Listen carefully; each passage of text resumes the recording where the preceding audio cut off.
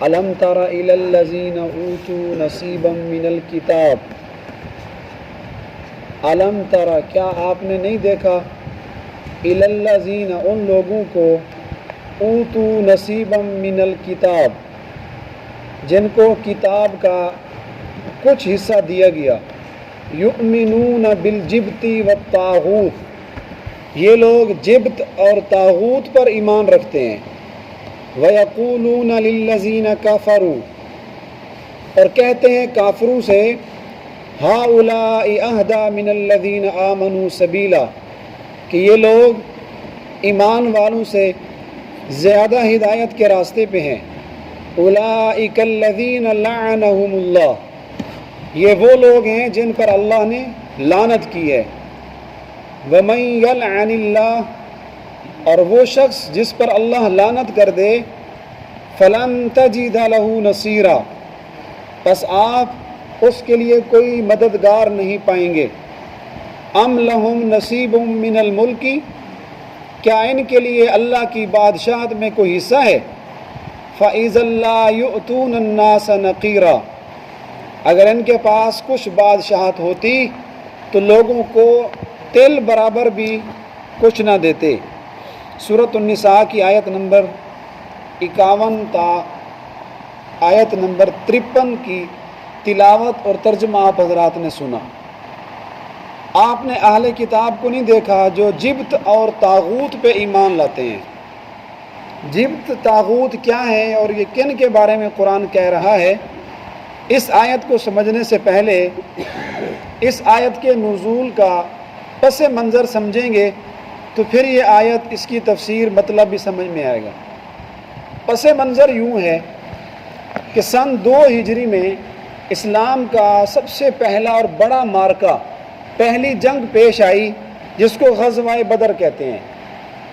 سن 2 ہجری کے اندر 17 رمضان المبارک کو حضور علیہ الصلوۃ والسلام اپنی قیادت میں 312 صحابہ کو لے کر اور 13ویں حضور علیہ الصلوۃ والسلام خود تھے، گویا کہ 313 کا لشکر 17 رمضان کو میدان بدر میں گیا، اور ادھر کافروں کی تعداد بدر میں 1000 تھی، تو یہ 313 کا عدد ان لوگوں کے لیے بڑا محبوب ہے جن کو صحابہ سے عشق ہے، جن کے دلوں میں صحابہ کی محبت ہوتی ہے، تو وہ 313 کے عدد کو بڑی ترجیح دیتے ہیں، خاص طور پہ موبائل کا نمبر لینے میں، گاڑی پر نمبر لگوانے میں، یا جہاں کہیں بھی 313 کا لفظ آئے تو یہ بڑا محبوب سمجھا جاتا ہے۔ اسی طرح اللہ تعالیٰ نے امت کی ہدایت کے لیے انبیاء کرام کو بھیجا، ایک ہوتا ہے نبی، ایک ہوتا ہے رسول۔ نبی رسول اس شخص کو کہتے ہیں جو اللہ تعالیٰ کے احکام اللہ کی مخلوق تک پہنچاتا ہے، اور نبی پر بذریعہ فرشتہ اللہ تعالیٰ وہی بھیجتے ہیں۔ تو نبی اور رسول اللہ کے برگزیدہ بندے ہوتے ہیں، مگر نبی اور رسول میں تھوڑا سا فرق ہے۔ رسول اس شخص کو کہتے ہیں جو صاحب شریعت ہوتا ہے، جس کو اللہ تعالیٰ نے نئی شریعت دی ہو، جس کو اللہ تعالیٰ نے اپنی کتاب دی ہو، پچھلی شریعت پر، پچھلے نبی کے مذہب پر، دین پر وہ نہ ہو، اللہ اس کو نئی شریعت ہے، اسے رسول کہتے ہیں۔ اور نبی اس کے لیے صاحب شریعت ہونا، اس کے لیے نئی کتاب کا ہونا ضروری نہیں، بلکہ نبی وہ ہوتا ہے جو پچھلے نبی کی شریعت کو اور اس کی کتاب کو لے کے مسلسل آگے چلتا ہے۔ تو یہ فرق ہے نبی اور رسول میں۔ تو گویا کہ رسول خاص ہے، رسول اسے کہتے ہیں جس کے پاس نئی شریعت ہو، جس کے پاس نئی کتاب نازل ہوئی ہو۔ تو اس فرق کو سمجھنے کے بعد یہ بھی سمجھیے کہ رسول اللہ نے تھوڑے بھیجے ہیں، نبی زیادہ ہے۔ نبیوں کی تعداد کتب میں کم و بیش 1,24,000 بتائی جاتی ہے، جبکہ رسول وہ 313 ہے۔ تو رسول جو کہ خاص ہوتے ہیں، جن کو اللہ نئی شریعت دیتے ہیں اللہ تعالیٰ، ان کی تعداد بھی 313 ہے، اور اللہ تعالیٰ نے میدان بدر میں جن صحابہ کو 1000 پر فتح نصیب فرمائی، ان صحابہ کی تعداد بھی 313 ہے۔ تو ان دو نسبتوں کی وجہ سے 313 کا عدد اس شاخ کے ہاں بڑا محبوب سمجھا جاتا ہے۔ بہرحال قصہ یہ ہوا کہ سن 2 ہجری میں واقعہ بدر پیش آیا. صحابہ کرام کی تعداد 313 اور ان میں سے اکثر صحابہ کرام کے پاس لڑنے کے لیے کچھ نہیں تھا، صرف 8 تلواریں، 6 زریں، 2 گھوڑے اور 7 اونٹ. اور بہت سارے صحابہ کرام ایسے تھے غربت کی وجہ سے ان کے پاؤں میں جوتا بھی نہیں تھا، سر پہ پہننے کے لیے ٹوپی پگڑی بھی نہیں تھی، پھر بھی یہ حضور کے دیوانے مستانے، حضور کے عاشق، حضور کے کہنے پہ جنگ کے لیے تیار ہو گئے. اور ادھر جو کافر تھے ان کی تعداد 1000 ہے، اسلحے کے ساتھ لیس ہیں، نیزے، تلواریں، اسلحہ سب کچھ ہے.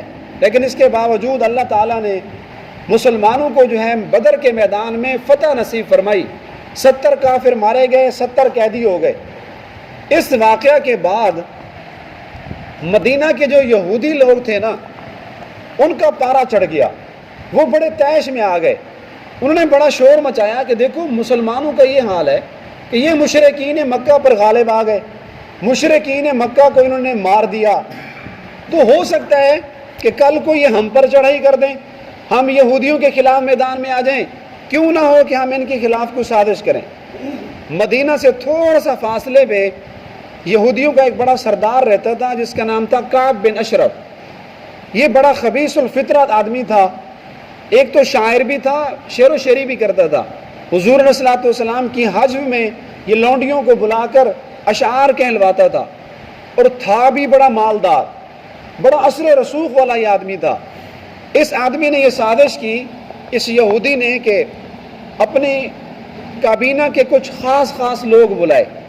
تقریباً 70 لوگوں کا اس نے قافلہ تیار کیا اور ان کو کہا بھی دیکھو مسلمان جو ہے یہ مشرکین مکہ پہ غالب آ گئے، ان کو شکست دی ہے، ہمیں خطرہ ہے کل کو یہ ہم یہودیوں پہ بھی غالب آ جائیں گے، لہٰذا بیٹھ کر مشورہ کریں، کسی طرح ان مسلمانوں کو شکست دیں، ان کو ناک کے چنے چبوائیں. تو انہوں نے پروپیگنڈا اور پلاننگ یہ بنائی کہ ہم سارے یہاں سے نا تجارت کے بہانے سے مکے چلتے ہیں. تو یہ 70 آدمیوں کا قافلہ تجارت کے بہانے سے مکہ میں آیا. اور مکہ میں اس وقت حکومت تھی، اقتدار تھا جناب ابو سفیان رضی اللہ تعالیٰ عنہ کا. یہ واقعہ چونکہ سن 2 ہجری کا ہے، غزوہ بدر کے بعد اور غزوہ احد سے پہلے، لیکن حضرت ابو سفیان رضی اللہ تعالیٰ عنہ یہ سن 8 ہجری میں انہوں نے کلمہ پڑھا، یہ بعد میں مسلمان ہوئے. تو سن 2 ہجری میں یہ سارے لوگ مدینہ سے چل کے مکے میں آ رہے ہیں. یہاں آ کر ابو سفیان رضی اللہ تعالیٰ عنہ سے ملاقات کی اور ان کو بتلایا کہ ہم تجارت کی وجہ سے آپ کو ملنے کے لیے آئے ہیں. تو ابو سفیان رضی اللہ تعالیٰ عنہ نے ان کی بھرپور مہمان نوازی کی، ان کا اکرام کیا. چونکہ مہمان نوازی یہ عربیوں کا وتیرہ ہے، نسل در نسل ان کے اندر چلا آتا کہ جو بھی مہمان آتا ہے تو بڑا پرتکلف اس کا اکرام کرتے، اس کی مہمان نوازی کرتے. تو کھانے کے دوران اس کعب بن اشرف نے جناب ابو سفیان کو بتلایا کہ دیکھو بھئی بظاہر تو ہم آئے ہیں تجارت کی غرض سے، لیکن ہمارے آنے کا مقصد کچھ اور ہے. اگر آپ توجہ سے میری بات سنیں تو میں آپ کو اپنے آنے کی غرض بتلاؤں. تو جناب ابو سفیان نے فرمایا ٹھیک ہے سناؤ، میں سنوں گا، کیا مقصد ہے آپ کے آنے کا؟ تو کعب بن اشرف کہنے لگا بھی دیکھو اس محمد کا حال تم نے دیکھا ہوگا کہ انہوں نے دیکھو مشرکین پہ تمہارے اوپر کتنی بڑی زیادتی کی ہے، تمہارے 70 بندے مار دیے، 70 کو قیدی کر لیا، اور تم دنیا کے اندر جو ہے منہ چھپا رہے ہو، منہ دکھانے کے قابل نہیں ہو کہ تھوڑے سے مسلمان 313 اور 1000 مشرکین کے اوپر چڑھائی کر کے ان کو شکست دے دی. اب یہ بھڑکا رہا ہے جناب ابو سفیان کو مسلمانوں کے خلاف، ہمارے نبی کے خلاف. تو ایسا کرتے ہیں ہم یہودی اور آپ مشرکین سارے مل کر ان مسلمانوں کے خلاف چڑھائی کرتے ہیں. آپ چڑھائی کرو مکے کی طرف سے اور ہم یہودی ان پر چڑھائی کریں گے مدینہ کی طرف سے. ان کو شکست فاش دیتے ہیں، مسلمان یاد کریں گے، ان کی نسلیں بھی ختم کر دیں ہم سارے مل کے. تو جناب ابو سفیان رضی اللہ تعالیٰ عنہ جو بڑے زیرک آدمی تھے، بڑے دانا آدمی تھے، تو انہوں نے کہا کعب بن اشرف کو کہ مجھے آپ کی باتوں پہ یقین نہیں آ رہا، پتہ نہیں آپ ہمارا ساتھ دو یا نہ دو. ایسا کرو آپ پہلے ہمارے بتوں کو سجدہ کرو.